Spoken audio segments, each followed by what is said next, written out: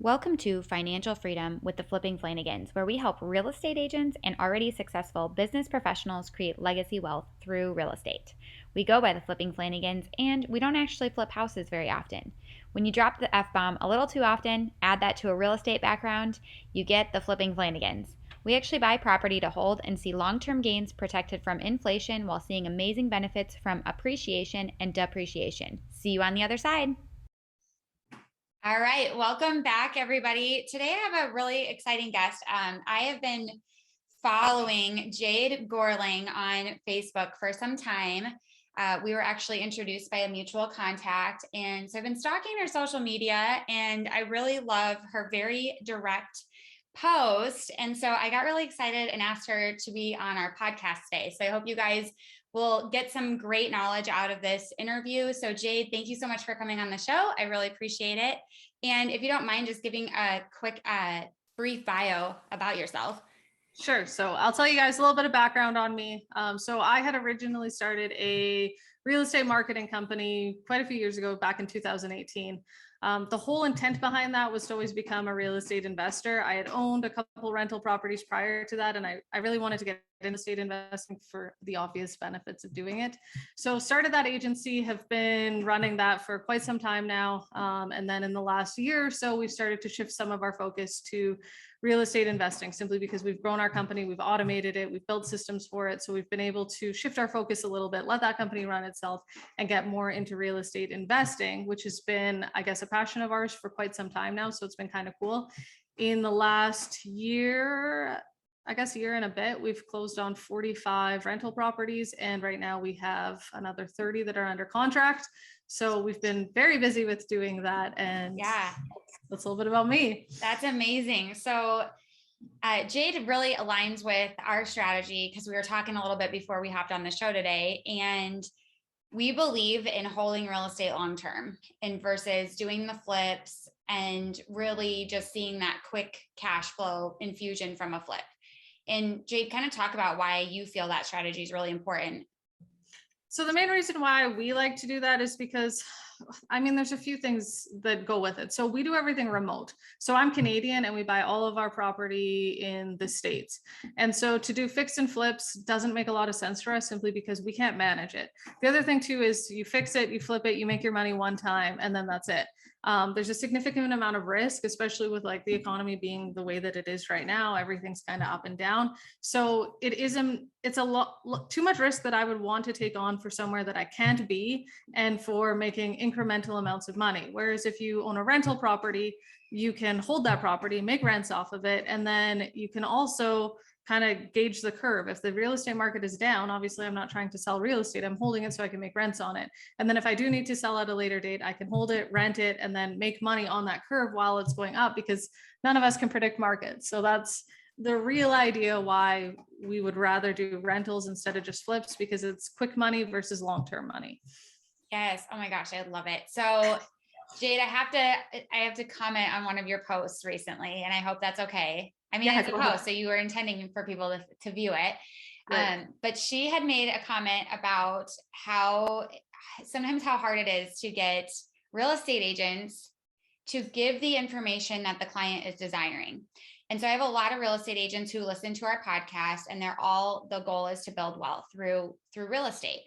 And so, as knowing that I have a lot of sales professionals listening, I just want to get your feedback. When you're interviewing a real estate agent, or you're looking for a real estate agent in the markets that you're shopping, what do you think is the number one thing you could give somebody as advice to really work with you, or work with somebody like you?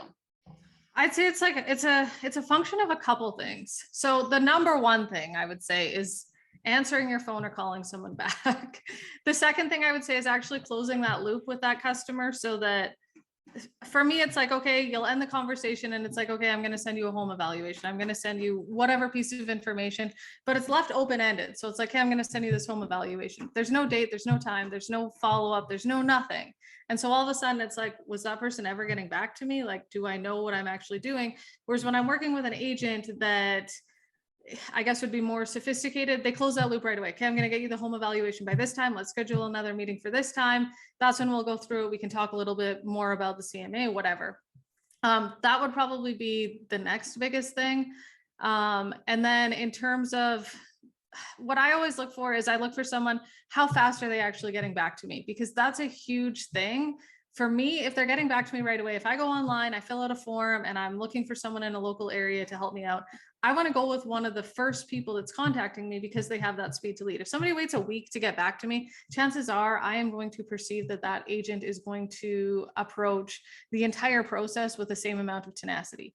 If they're not being quick, if they're not being tenacious about it, chances are I'm not going to trust to do business with them. So those are probably Right. the biggest things, is actually following up, having that speed to lead, and then closing that loop so I know and can anticipate when our next steps are, what they are, and it's very clearly outlined. So I would say, and that's probably from somebody who works with online leads all the time, I've had to build my own process, and now I kind of want that reflection to also have, I don't know, the people I work with to also be able to reflect what I'm also doing in my business. Absolutely. It's so funny. So I recently, we bought a house in Arizona, and we kind of split our time between Omaha, Colorado, and Arizona. We bounced around between 3 houses, and I found this flip opportunity and online, and not flip, rental, but it was like it needed to be flipped before you could rent it out. So I say flip, which means fix it up and rent it. But found this house. I reached out to 3 agents. Not one responded to me. I did get 2 people to say, I'll look it up and get back to you. Sunday night, I finally reached out to another agent. He did end up getting back to me right away. Well, not right away, but within a few hours. And he's like, oh, it's pending. It went pending yesterday. And so in this market, it's really, really hard. You can't do that. You have to be very quick in this market. And if you can't be really quick, you need to have somebody on your team who is. So, and that's what I train my team in Omaha. Like, if I can't respond to a lead, I'm immediately screenshotting that. I'm sending it to my team, and somebody is going to reach out to that lead immediately.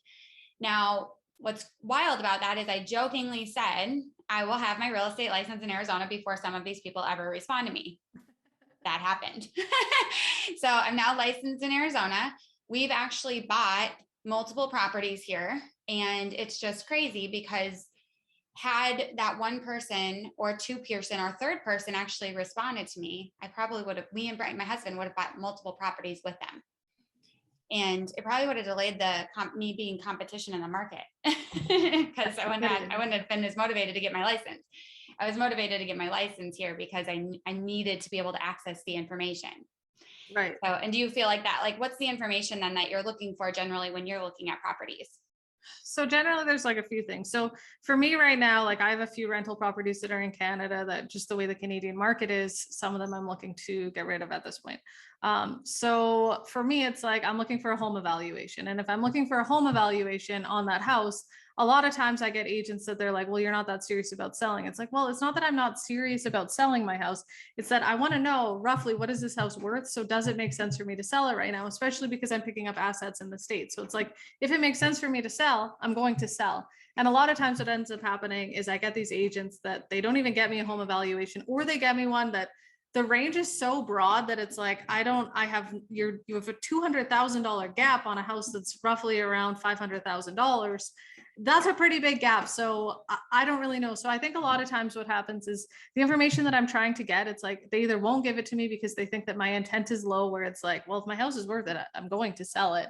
And then the other thing is that they're not getting me information with any sort of accuracy. They're not even finding me comps that are relatively similar to the house. It's like, here's some random houses, going to throw this together quickly. They're not in the same area. They're not the same square footage. They're not even like, a lot of my houses are up down duplexes. They're not even in the same like category of types of houses. And I'm like, why be lazy about this approach of doing things? So that's one thing that I find is like, when I'm trying to find an agent, they're not giving me the information that I want because they're like, this isn't a quick enough sale. I'm like, so with my recent boot camp, and I didn't overly advertise this or anything. It was a very organically created boot camp. And that's really what it was. We were talking about how to provide excellent customer service so that you create your own global economy as a real estate agent. And so when you mentioned that just now, nobody teaches this, I don't think, in real estate, but like researching, presenting the information, and closing the client. And if we could all learn how to do that better, our businesses would be flourishing with no question. And Oh, yeah. instead, agents are on that quick, especially in this market, because you can, you list a house and it sells in 2 seconds. But in my opinion, I'd be begging for, I'd be like, all right, can I get in the house tomorrow? I'd love to look at it to see what updates you've made. If there's a tenant in it, do you have recent pictures? Like, Mhm. ask some questions to find out the information so that, okay, and if it's a duplex, people aren't looking for duplexes in the same neighborhood. They're looking for duplexes all across the market. So finding similar neighborhoods, even if they are a little further away, but explaining why you use those comps is super important. And then Yeah. closing. Okay, so if, I think we could get it on the market by X date, and creating a timeline. And that's what I do really well, is creating a timeline for my clients. July is not my favorite month to list houses in. I'm very open about that in Omaha. So, hey, we've got some time. Let's list it in August. It's going to net you, depending on the house, $10,000 to $20,000 more if we just wait a month. Does that sound reasonable to you for a timeline? And it's like, really, if you can provide the education, again, research the property or research whatever you're trying to communicate, then articulate it and present it the right way, you're going to close the client naturally, because you've created a global effect for them where you are the only resource. Nobody else, and you can attest to this, Jade, nobody else is providing that information.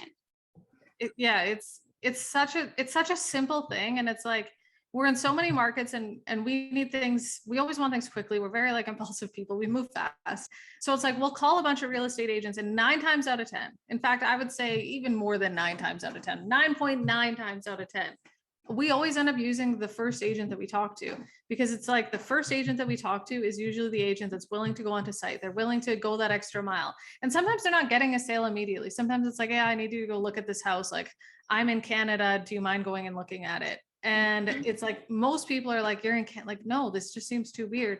And it's like, the person who actually goes and does that extra mile, they don't see us as like, oh, this isn't a get rich quick transaction.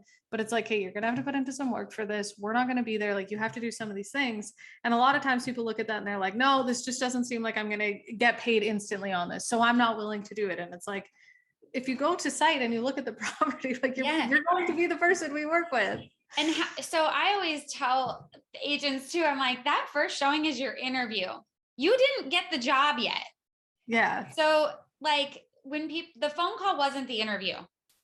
The interview was you going on site and presenting yourself, and how did you show up, and how did you communicate with the client throughout the process, and then asking, hey, let's, if I would love to continue working with you. And some agents, they're like, well, investors bounce around.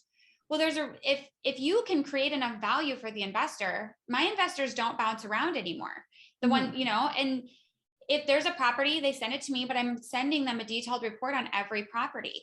And now I can tell you, all the investors I work with used to have multiple agents. And if I don't answer my phone, I highly expect them to go to the next agent, because that's my fault. But if I'm answering my phone and I'm providing a continuous value proposition for them, there's no reason that they wouldn't feel loyal to me, and vice versa. And I'm always going to, and then when you create that loyalty, it's a mutual thing. If I have a property that's a great deal, and Jade called me, worked with me, and she's now bought multiple properties with me, who do you think I'm going to call? Like, I get a property, she's first on my list. And so you create this relationship. And again, that one showing can turn into, you have no idea how many sales. And especially if you're helping grow their portfolio, if you bring them, like, I can guarantee Jade would, if you were in one of her markets that she's purchasing in, and you brought her a deal right now, even if she didn't call you to show a house, you'd probably buy it, right? If it was a really great deal and it was going to make you money. Yeah, exactly. And like, I would too. Like, if you, right now, anyone listening to this podcast, like, I'm happy to pay another real estate agent a commission. Bring me a deal and we'll buy it. Like, as long as it makes sense. And now you're going above and beyond, and now you're creating your own paycheck, because now you get to bring the deal, the person closes on it. And it's not you waiting for the client to call you. It's you finding the opportunity and bringing it to the client. And now you've solidified that relationship. Exactly. So, and it's kind of funny you say that too, because it's like, for all of our houses that we bought in our portfolio, I've only used a real estate agent once, because we usually find a lot of our own deals ourselves, which is fine. But the irony in all of that is that if agents were bringing us these houses or these portfolios or whatever, we would look at them. And the funny thing is I have a bunch of real estate agents that I have on Facebook, and I know the markets that they're in. And I'm like, if you get deals in these markets, send them to me. I've had one person send me one deal, which is so funny to me, because it's like, I don't even think of real estate on the buyer side of me as a buyer, because it's like, well, I've never had anything actually sent to me in any of the markets that we're in, despite even having relationships with some of those people. And the other funny thing is like, there's a market where we have, I don't, how to 14 plus 17, whatever that works out to, 31 houses. We have 31 houses in one market. And right now we are unloading some of those. And the funny thing is if a real estate agent just answers their phone, it's like, hey, I'm selling this house right now. If a real estate agent picks up and sells that one house that we are trying to sell, we have a bunch of them that we actually are looking to, we don't normally flip, but just because of the size of the portfolio, there's some of them that we are trying to unload. It's like they could get 10 sales out of that, but they're looking at it, oh, it's this one house, it's not really worth that much money, it's not that big of a commission.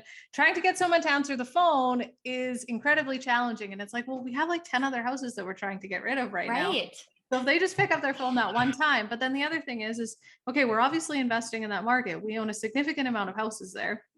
If they find other deals, they can bring those to us. But the irony is no one ever brings us any of these deals. So it's kind of funny that you bring that up, because I'm always thinking about it from the seller's perspective, but it's like, as a buyer, I'm always looking for deals. So it's kind of funny that you bring that, because that never happens for me. And I have so many real estate agents, not only in my network, but on my Facebook, like everywhere. They know I do real estate investing. So it's funny that I get very few deals sent my way. It is crazy. And I don't know if we all have to be a little bit more open-minded and realize that, especially as an investor, we're business people.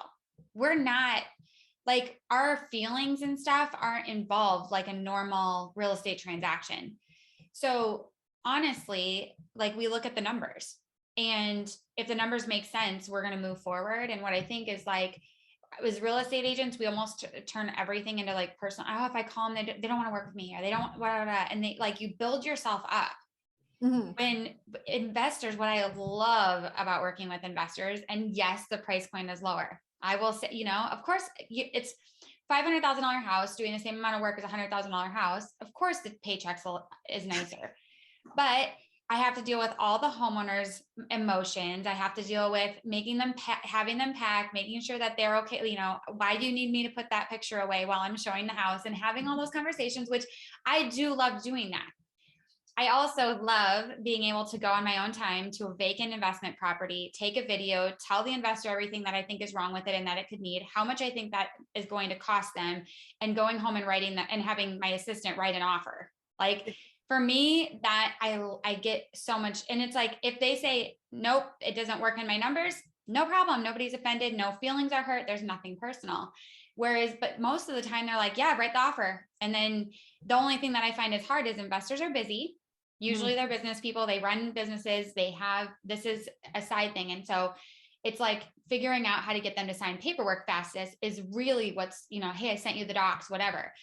And I've even gone as far as like getting a temporary POA for my investors. Like, hey, can I sign on your behalf? And if you end up looking at the property, you don't love it, I'll buy it. That's how confident I am when I'm writing offers for my investors. So it really is like a win-win. And luckily I've never had to actually go forward with doing that. They've always bought the house and it's always worked out really well for them. But generally speaking, it's really understanding that they're busy. They're not ignoring you. They're busy. And so it's okay, in my opinion, and like following up. Hey, I noticed you didn't sign that. It's not that you don't want the house anymore, because you probably do. It's probably that you either didn't see the email right away. And I don't know if this is the case with you, but it's more like, okay, like chasing the paperwork might be the most difficult part of working with an investor, in my opinion. So yeah, that's probably us too, because we have 4 partners in our business too. So it's like getting everyone to sign off on something, getting everyone to see something. So like sometimes I'll have people send me deals and it's like it has to go through so many hands. It's like usually I'm like I don't know, I guess the first person, because I probably have the biggest network. So I got wholesalers and stuff that are always sending me deals, but it's like I have to send it to the first person, which essentially it's like I'm the first gatekeeper, because I'm not necessarily the most analytical person when it comes to this. I'm more of the network type of person. yes. So then I send it to like my first level partner, where he kind of looks at it and he's like, okay, if this seems like a good deal, then we send it to our next partner. So it's like it has to go through so many hands. So it's like when it comes to like signing documents and stuff, unless it's something where it's like we got to get this done, it takes us a longer time than we would like, but we're Yeah. busy, and each one of us has different like sub businesses. So it's like we have a million things going on. So it's like Yep. by the time we get to something, it's usually not quick. But if somebody reminds me and they're like, hey, I need you to sign this document, then it's like, oh yeah, okay, I'll get to it. Thanks for Yes. following up. Yeah. So you're not offended when they bother, ask you. No, I usually need it because I'm such a procrastinator that it's like, oh, thanks for reminding me. Or else Yes. it's like I get bogged down. It's like I look at my Facebook inbox or my email. It's like I get spammed from everyone and their dog just because I'm out there on a million different platforms Yep. right now. So it's like I'll get an email and it'll go right into my inbox, not even into junk, but it's like by the time I actually get to it, it's like I'm getting that reminder that says this was sent 5 days ago. Do you want to look at it? Yes. Do you want to respond? Yeah. So we always resend the docs. I'm like, okay, they haven't signed, just resend the doc because then they'll know that they haven't signed them and I'll send them a text. And then usually it all gets signed, but it's kind of funny. It's a different process. And whereas, when you're working with a homeowner that's living in the property, they're usually anxiously awaiting Oh and yeah. like ready to review everything. So it's the opposite. It's like, hey, I didn't get that email yet. Did you send it? And you're like, I'm trying. And you're like trying to type it as quick as you can. It's like been like 7 minutes since you left the listing appointment. But it's like I leave my listing appointments and I call my assistant. I'm like, hey, we're good. Prep the docs and send them out. So usually by the time I get home, they are in their inbox and I can go answer questions. And I'm still in the realm of leaving that appointment. But it's a different clientele. Oh yeah. And like you said, you're not the analytical one. And that's like me and my husband. I usually find the deal or get people bring me the deal. And then he actually analyzes it. And he's like, hey, Jamie, forgot about this. FYI, these HOA dues are, this is going to affect the cash flow. Okay. So, but together we've, purchased, a lot of real estate. So it's worked out well. And for those, and again, I find a lot of my own deals. However, if somebody brought me a deal, we would buy it and happily pay them a commission. If we're going to, we don't care about the commission. We care about the financials on our portfolio. Exactly. And I think that's one thing that people overlook because they think like every single real estate investor out there is a wholesaler or someone who has to get it at a certain amount in order to make money. And it's like, for us, that's not necessarily always going to be the case because it's like, well, no, if this is a good cap rate, like we're going to buy it. I mean, bonus if we can get it at like say tax assessed value or whatever, and there's built-in equity, that's great, but that's not necessarily always going to be our strategy. Like any of our Canadian properties that we have, because Zach and I just manage them ourselves and we don't have a team on those ones. It's like, we typically are buying more expensive rentals. We're usually buying new ones because they're easier to manage. Yeah. We're more concerned with the cap rate than anything. And we're not looking for built-in equity. In fact, we're paying a premium on a lot of those properties. And so it's funny because like I do talk to people like in Canada about those properties being like, oh, if you have like an up down newer duplex, like that's kind of what we're interested in. No one ever sends them to me because they're like, oh, you're a real estate investor, you're always looking to get a deal. It's like, I'm only looking to get a deal if I'm looking to satisfy investor requirements. But if it's me buying it, it's a completely different story, right? Because I'm willing to, like my one property that I have that was my old house, it's like I have no intention of ever selling that particular house ever in the near future, simply because it's a good house to fall back on, right? So it's like, if I ever decide that I want to move to the States, if I ever decide that, it's always good to have that house or the house that I'm living in, which will eventually be a rental property as well. So it's like, there's certain houses that I'm not really worried about making a quick dime in the next year on, right? Yeah. And talking about that too, is the appreciation in neighborhoods that you are paying a premium for is usually offsets the getting a deal in a neighborhood that doesn't appreciate well. Oh, So yeah. there's so many factors to look at. And yes, and there are investors out there that are just looking for the deal and cash flow, and those houses aren't appreciating. So they're, some of the houses I've seen some you see the wholesalers and the investors in Facebook groups, and it's like, I'll see some of these properties that actually go down in value. Like you bought it because it was $50,000. You got rent for $1,000. You never did anything to it. And you actually now are offloading it, trying to offload it for less than you purchased it for. Like that didn't satisfy the global effect of what real estate investing really allows people to do. Like appreciation is a big, big part of, and again, what you said, like the paying a little bit of a premium is okay because there's other benefits. Yeah, and exactly. As an agent, looking at all of those benefits is really important. And the better you can do that, the higher you're going to have your close ratio with investors who are going to buy multiple properties. And I was going to say something else on that. Oh, so you mentioned one of them is your personal home. Was your personal home. So is one thing I always get asked is how to get financing and how to invest in your very first rental property. So what advice would you say on that? So the advice I would probably give on that is, well, I guess, so there's two parts to this. So my first rental properties that I've ever owned have always been my primary residence, lower down payment for it, tax benefits. There's a million benefits to it. So my first house that I ever had it was in like terrible area. It was like $100,000 house. It was 600 square feet. Tiny little thing. We basically renovated it, we lived in it for quite a while. I want to say like 5 years, and then moved out of that and moved to a primary residence. My partner and I at that time, we ended up separating. But then I did it again. The next house that I bought was an up down duplex. Lived in that house because I could put 5% down, rent out the basement and house hack. Now I rent out that entire house. Then I moved to a different place in Canada, to Alberta, bought this house, that I'm in today. And eventually it'll be a rental property because I was able to put 5% down, tax benefits, all of those things. Yep. So it's like, that's kind of one of my strategies here, because obviously getting financing in Canada is more difficult than it is in the States, in my opinion anyways. So that's a way that you can take advantage of a few different ways of doing things, by house hacking, by buying a house that isn't necessarily in the most desirable area and knowing I'm not necessarily going to live in this house forever. I am going to renovate it, fix it up, live in it, take advantage of that, eventually rent that house out, or do the up down duplex type of thing where you live in one part of it, rent it out.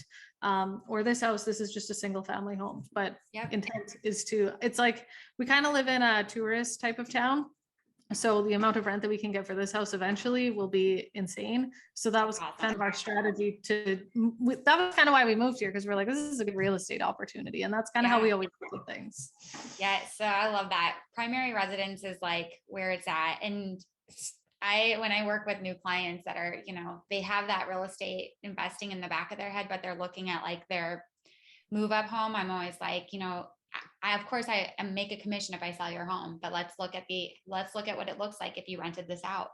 And we really have those conversations. And, a lot of agents are probably like, oh, you just lost yourself a listing, but I gained myself a lifelong client. And hopefully if what I tell them is accurate, they're going to do it over and over again. And the primary residence, it's just the loans that are available, the interest rate and the down payment.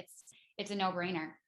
Oh yeah, it makes a huge amount of sense. And I think one of the problems too is like, I don't know if it's like a generational thing, but it's like a lot of people, they have this whole mindset that, oh, I need to get into my forever home. It's like this big thing, forever home, dream home, whatever.